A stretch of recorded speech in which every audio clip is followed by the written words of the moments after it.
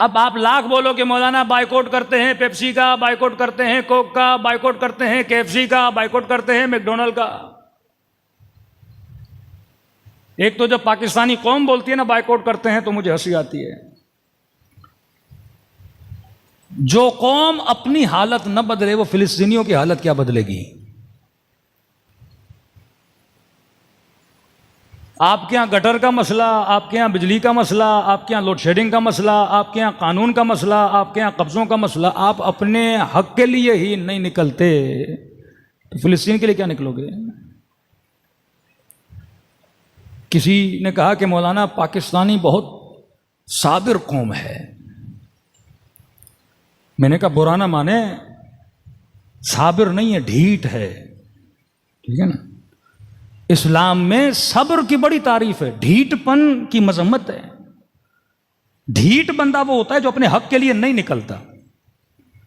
ڈھیٹ بندہ وہ ہو جس پہ ظلم ہوتا رہے لیکن ظلم کے خلاف آواز نہ اٹھائے. ہاں UK والے نکلیں فلسطین کے لیے بات سمجھ آتی ہے کیونکہ وہ اپنے حقوق کے لیے کم از کم نکلتے ہیں اور اپنا حق لیتے بھی ہیں.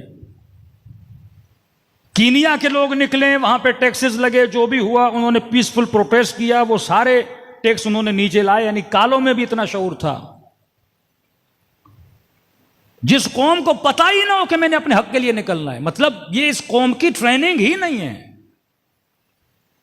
ایران میں 2000 تومان پیٹرول مہنگا ہوا تھا، سارے لوگ روڈوں پر تھے.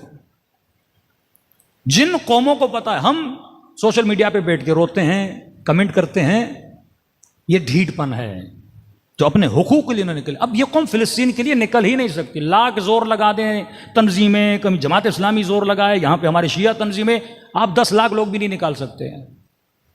ہاں بل بورڈ بنا دو، ملین مارچ، لیکن اس مارچ میں ملین نہیں، برگر ہی ملیں گے آپ کو اور کچھ بھی نہیں ملے گا.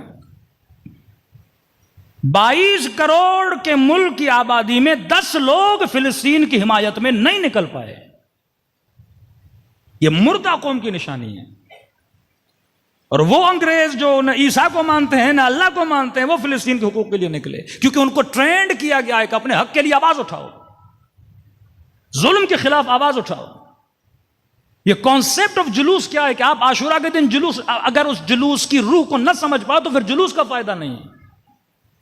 کانسیپٹ آف جلوس یہ ہے کہ ظلم ہوا تھا کربلا میں، ہم اس ظلم کے خلاف آواز بلند کر لے کے نکلے ہیں، لیکن آپ کے اوپر ظلم ہو آپ آواز اٹھانے کے لیے نہ اٹھو. یہ شہید آوینی کا جملہ ہے. فرمایا جو امام دنیا میں نہ رہا، شہید ہو چکا، اس کے لیے تو نکل رہے ہو، لیکن جو امام حاضر ہے اس کے لیے بھی اتنی صلاحیت ہے کہ نکلو. یا صرف ان چیزوں کو ٹریڈیشن بنا دیا. یہ ٹریڈیشن نہیں ہے، یہ ٹریننگ ہے، یہ موٹیویشن ہے. خمینی صاحب نے اگر ایران میں انقلاب لایا تبھی کہا کہ محرم اور سفر ہے تو اسلام ہے. کہ ازا کی وجہ سے ان لوگوں کو ٹریننگ ملی ہے، باہر نکلے ہیں، پروٹیسٹ کریں. تو جن قوموں میں یہ صلاحیت ہوتی ہے کہ اپنے حق کے لیے آواز اٹھائیں، جو قومیں ظلم برداشت کر کے فرمایا اللہ نے اس کی مذمت کی ہے. جو اپنے حق کے لیے آواز نہ اٹھا سکے، جو ظلم کے لیے آواز اٹھائے. میں پورے پاکستان کو کیلکولیٹ کر رہا تھا، ایک شہر مجھے نہیں ملا کم از کم 1 لاکھ کا مجمع نکلا ہو فلسطینیوں کی حمایت میں.